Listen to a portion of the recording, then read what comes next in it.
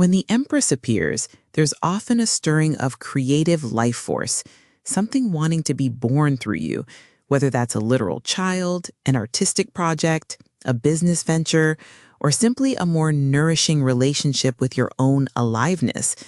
Perhaps you're discovering that what felt like struggle might transform into flow when you stop pushing against the current and start dancing with it.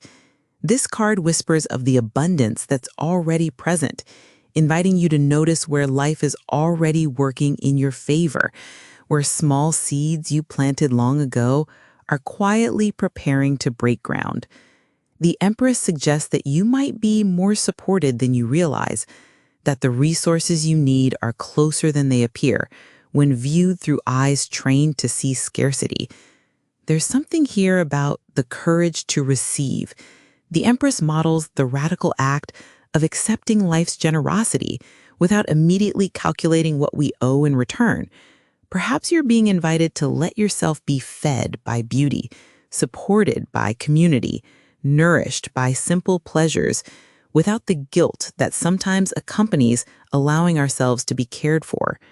Sometimes this card appears when you're rediscovering your sensual nature, remembering that wisdom lives not only in your mind, but in your body, that guidance comes through pleasure as well as pain, that the earth has teachings available only to those willing to touch, taste, smell, and listen with their whole being.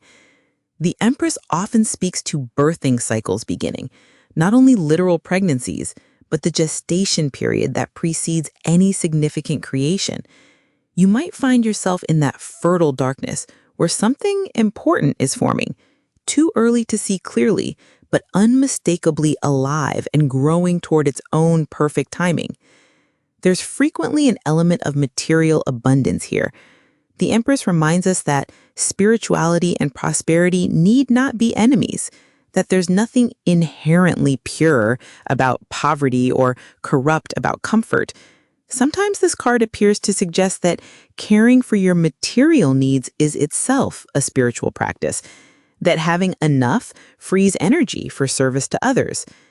This card might arrive when you're being called to nurture something or someone, to offer that quality of unconditional positive regard that helps others flourish. Yet the Empress also whispers that the first garden needing your attention might be the landscape of your own self-care, that you can only give sustainably from overflow, not from emptiness. Sometimes this card appears to validate the slow work of creation, reminding you that meaningful projects like children have their own timeline that can't be rushed without damaging their essential nature.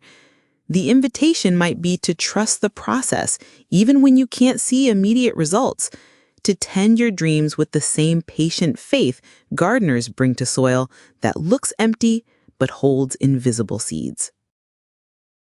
This card interpretation comes from my new book, where I explore all 78 cards as mirrors for the human experience. If you'd like to continue this conversation with the complete deck, you'll find it linked in the description.